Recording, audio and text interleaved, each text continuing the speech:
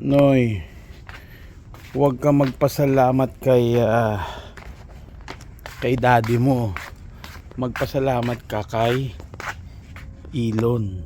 Kasi kung hindi dahil kay Elon, hindi magiging ganyan yung manibela. Noy, pagka alam mo na ganyan ang manibela mo, nako, ang hirap. Kasi